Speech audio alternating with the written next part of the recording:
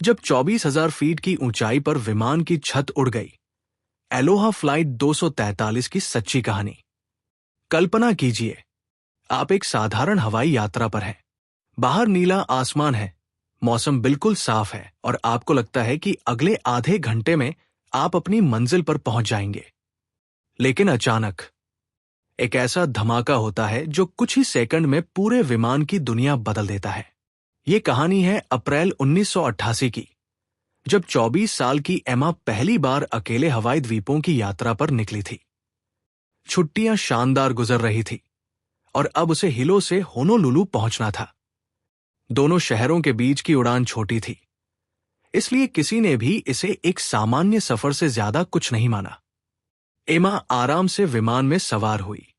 यात्रियों ने अपनी सीटें संभाल ली। केबिन क्रू ने सुरक्षा संबंधी निर्देश पूरे किए और विमान आसमान की ओर उड़ चला। शुरुआत के कुछ मिनट बिल्कुल सामान्य रहे। विमान धीरे धीरे अपनी निर्धारित ऊंचाई की ओर बढ़ रहा था। केबिन क्रू यात्रियों को पानी और स्नैक्स देना शुरू कर चुका था। एमा खिड़की से बाहर बादलों का खूबसूरत दृश्य देख रही थी। फिर बिना किसी चेतावनी के एक जोरदार धमाका हुआ। आवाज इतनी तेज थी कि कई यात्रियों के कान सुन्न हो गए। अगले ही पल तेज हवा पूरे केबिन में तूफान की तरह घुस गई। लोग अपनी सीटों पर झटके से दब गए।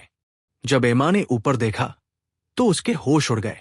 जहां कुछ सेकंड पहले विमान की छत थी, वहां अब खुला आसमान दिखाई दे रहा था। विमान का बड़ा हिस्सा फट चुका था और सैकड़ों किलोमीटर प्रति घंटे की रफ्तार से आती हवा हर चीज को अपनी ओर खींच रही थी। कुछ क्षण पहले यात्रियों को पानी देने वाली फ्लाइट अटेंडेंट अचानक हवा में गायब हो चुकी थी।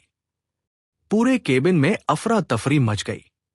लोग सांस लेने की कोशिश कर रहे थे, लेकिन इतनी ऊंचाई पर ऑक्सीजन बेहद कम होती है। सामान्य परिस्थितियों में विमान का केबिन दबाव युक्त रखा जाता है ताकि यात्री आराम से सांस ले सके, लेकिन इस विस्फोट ने पूरा सिस्टम बिगाड़ दिया था।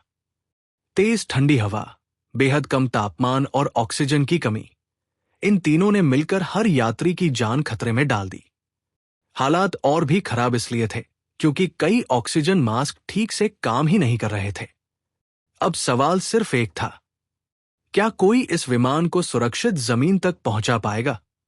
उधर कॉकपिट में कैप्टन रॉबर्ट शॉन्स्टाइमर और उनकी सहपायलट मिमी टॉम्किंस भी जीवन की सबसे कठिन परीक्षा का सामना कर रहे थे। विस्फोट के तुरंत बाद उन्होंने स्थिति को समझा।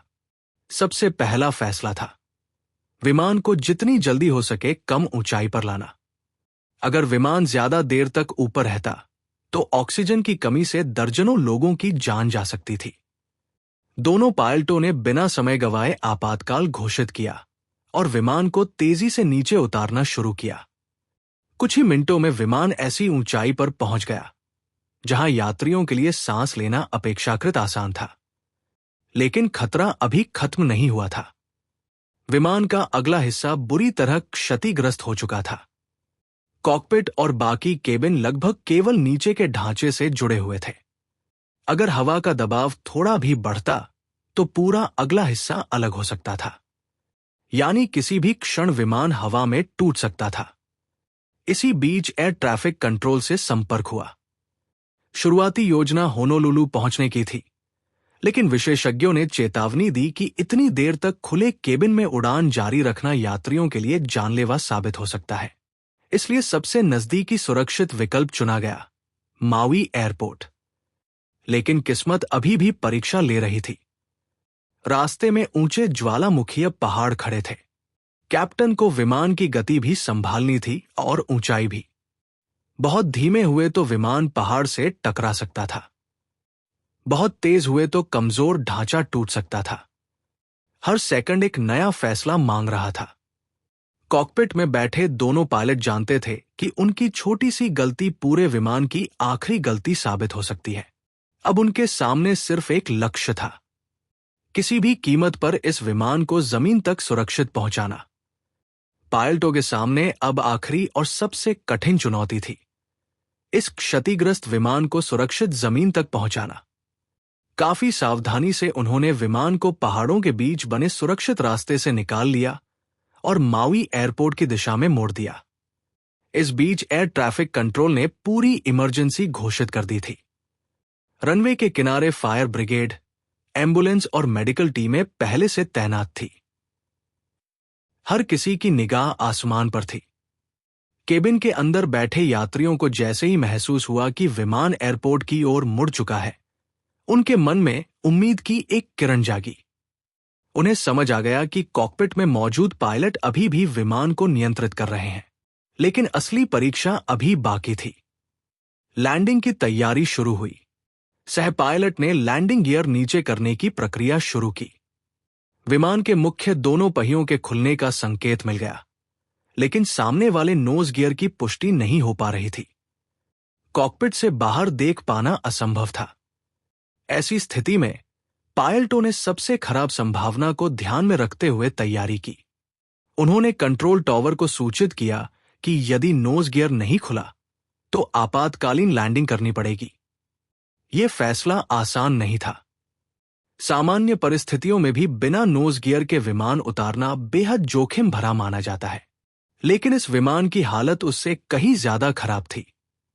आगे का ढांचा पहले ही गंभीर रूप से क्षतिग्रस्त हो चुका था। अगर लैंडिंग के दौरान ज्यादा झटका लगता तो पूरा अगला हिस्सा अलग भी हो सकता था। फिर भी वापस लौटने का कोई रास्ता नहीं था। विमान धीरे धीरे रनवे की ओर बढ़ने लगा। केबिन में कई यात्री आंखें बंद करके बैठे थे।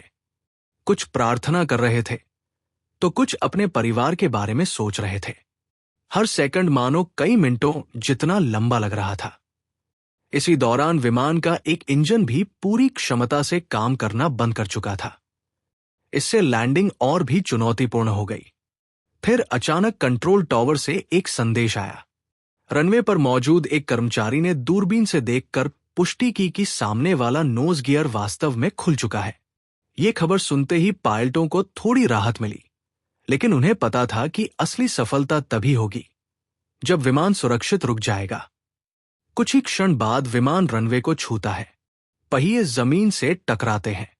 पायलट ब्रेक लगाते हैं और इंजन के रिवर्स थ्रस्ट का उपयोग करते हुए विमान की गति तेजी से कम करते हैं।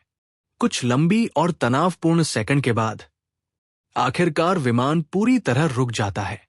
पूरे एयरपोर्ट पर राहत की सांस ली जाती है। बाहर मौजूद बचाव दल तुरंत विमान तक पहुंचता है। एक एक कर सभी यात्रियों को सुरक्षित बाहर निकाला जाता है।